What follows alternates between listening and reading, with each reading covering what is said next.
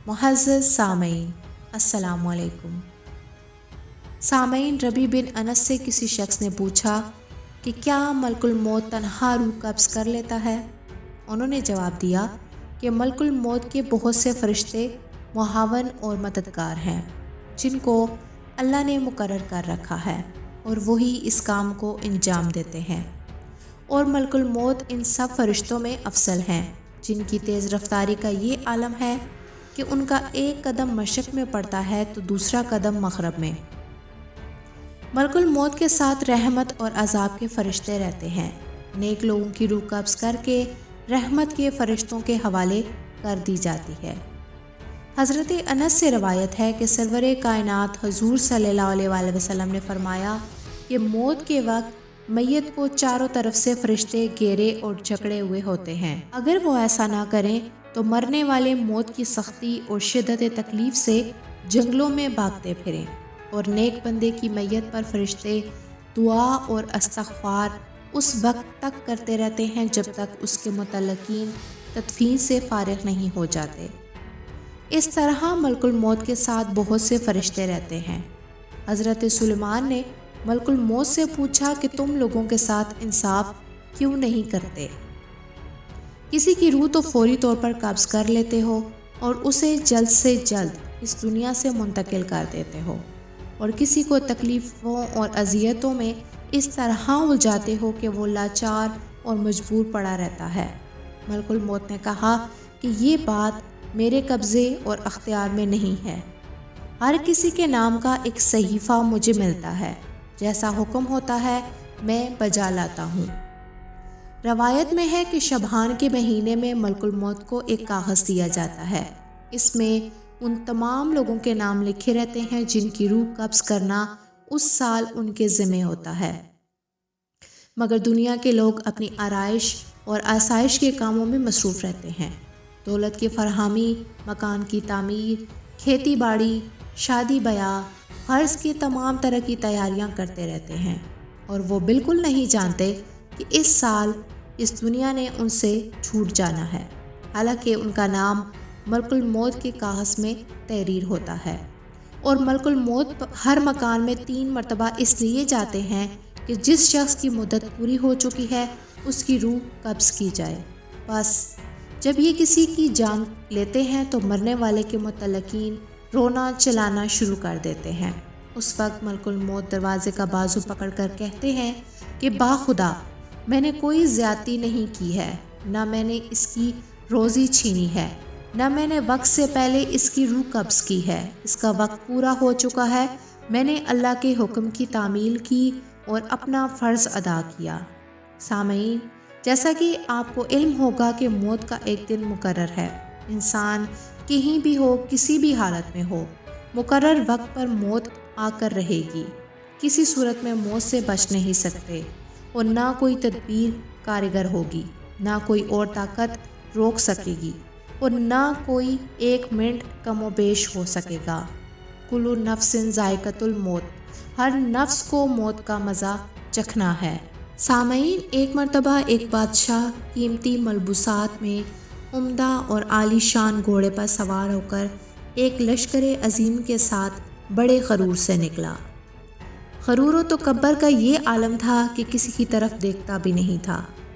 ملک الموت ایک فقیر کی صورت میں پھٹے پرانے کپڑے پہنے ہوئے نمودار ہوئے اور آ کر سلام کیا۔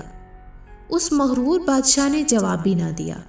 ملک الموت نے اس کے گھوڑے کی باگھ پکڑ لی اور اس نے کہا کہ ہٹ جا، میری راہ میں مخل مت ہو۔ ملک الموت نے کہا کہ اے بادشاہ، مجھے تو تجھ سے کچھ کہنا ہے۔ اس نے کہا ٹھہر جا، مجھے گھوڑے سے اترنے دے، پھر جو بات ہوگی بیان کرنا۔ ملک الموت نے کہا نہیں، میں تو ابھی کہوں گا۔ بادشاہ نے جھک کر کہا اچھا کہو۔ فقیر نے چپکے سے اس کے کان میں کہہ دیا کہ میں ملک الموت ہوں، اور اس لیے آیا ہوں کہ اسی وقت تیری روح قبض کروں۔ یہ سن کر بادشاہ کا رنگ متغیر ہو گیا اور زبان گم ہو گئی۔ مشکل سے بولا مجھے اتنی مہلت دے دو کہ گھر جا کر اپنے فرزند سے مل لوں۔ تو کہا ہرگز نہیں۔ اسی وقت اس کی روح نکال لی اور وہ گھوڑے سے گر گیا۔ سامعین، جہاں کی خاک ہوتی ہے وہیں مدفن بھی ہوتا ہے۔ اس سلسلے میں چند روایات ہیں۔ ایک روایت ہے کہ حضرت عبداللہ بن عمر رضی اللہ تعالیٰ عنہ فرماتے ہیں کہ مدینہ منورہ میں ایک حبشی کا انتقال ہوا تو سرور کائنات حضور صلی اللہ علیہ وآلہ وسلم نے فرمایا کہ دیکھو، یہ حبشی مدینے کی مٹی سے پیدا ہوا تھا اور مدینے میں ہی وفات پائی۔ حضرت عبداللہ ابن مسعود کہتے ہیں کہ عورت کے رحم میں ایک فرشتہ اس کام پر مقرر ہوتا ہے کہ وہ انسانی نطفے کے بارے میں خدا سے پوچھتا ہے، یہ نطفہ تخلیق کے قابل ہے یا نہیں۔ اگر خدا کی طرف سے حکم ملتا ہے کہ تخلیق کے قابل ہے تو وہ اللہ تعالیٰ سے اس کے رزق اور اس کی عمر کی تفصیل دریافت کرتا ہے۔ ارشاد باری ہوتا ہے کہ لوح محفوظ میں دیکھو۔ لوح محفوظ میں تمام تفصیلات دیکھنے کے بعد وہ فرشتہ اس جگہ کی تھوڑی مٹی جہاں وہ بننے کے بعد دفن ہوگا اس کے نطفے میں لا کر خمیر کرتا ہے۔ حضور صلی اللہ علیہ وآلہ وسلم نے فرمایا کہ انسان کی خاک جس جگہ سے لائی جاتی ہے وہاں انسان کو جانے کی قدرتی طور پر ضرورت محسوس ہوتی ہے۔ ایک روایت ہے کہ ملک الموت ایک روز حضرت سلیمان کے پاس گئے۔ وہاں انہوں نے ان کے ایک مصاحب کو تیز نظروں سے اس طرح سے گھورا تو اس نے دریافت کیا، یہ شخص کون تھا جس نے مجھے اس طرح گھور کر دیکھا؟ انہوں نے فرمایا ملک الموت تھے۔ اس مصاحب نے کہا کہ ایسا معلوم ہوتا ہے کہ یہ میری روح قبض کریں گے، آپ ہوا کو حکم دیجئے کہ وہ مجھے سرزمین ہند میں پہنچا دے تاکہ ملک الموت یہاں آئیں تو مجھے نہ دیکھیں۔ حضرت سلیمان نے حکم دیا اور اس شخص کو ہوا نے ہندوستان پہنچا دیا۔ پھر ملک الموت آئے تو آپ نے پوچھا کہ تم نے میرے مصاحب کو گھور کر دیکھا تھا؟ ملک الموت نے کہا کہ حضرت مجھے اللہ نے حکم دیا تھا کہ اسی گھڑی ہندوستان میں اس شخص کی روح قبض کرو۔ وہ یہاں آپ کے پاس بیٹھا تھا۔ میں نے اسے دیکھ کر سوچا کہ یہ ہندوستان اتنی جلدی کیسے پہنچے گا، لیکن جب میں وہاں گیا تو اسے بھی وہیں پایا تو میں نے اس کی روح قبض کی۔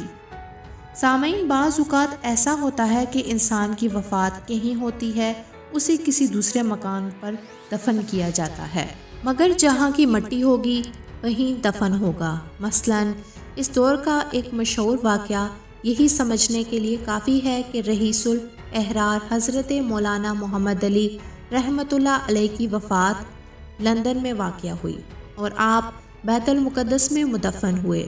اسی طرح کی بہت سی مثالیں ملیں گی، اور جو لوگ دریا میں بہا دیے جاتے ہیں یا جلا دیے جاتے ہیں، اللہ تعالیٰ ان کے بکھرے ہوئے ذرات کو جمع کرنے کی قدرت رکھتا ہے اور ممکن ہے کہ وہ ذرات زمین کی سپرد کر دیے جاتے ہوں۔ سامعین، جانکنی کی تکلیف اور اذیت انسان اپنی آنکھوں سے دیکھتا ہے کہ مرنے والا کتنی سختیوں میں مبتلا رہتا ہے، پھر بھی لوگ غفلت میں پڑے رہتے ہیں۔ اگر ذرا بھی سمجھ سے کام لیں تو یہی ان کی عبرت کے لیے کافی ہے۔ علماء اس بات پر متفق ہیں کہ جانکنی سے زیادہ سنگین کوئی درد نہیں ہے۔ اگر انسان کے جسم کے ٹکڑے کر دیے جائیں پھر بھی سکرات موت کی اذیت و تکلیف کے سامنے ہیچ ہے۔ روایت ہے کہ اگر کوئی شخص آرے سے چیرا جائے، دیگ میں بند کر کے پکایا جائے تو جانکنی میں اس سے بھی زیادہ تکلیف ہوتی ہے۔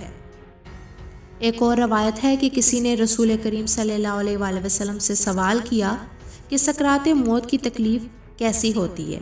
آپ نے فرمایا کہ آسان موت ایسی ہے جیسے خاردار شاخ کو ریشم میں ڈال کر کھینچنے سے کانٹے کے ساتھ ریشم ٹکڑے ٹکڑے ہو کر نکلتا ہے۔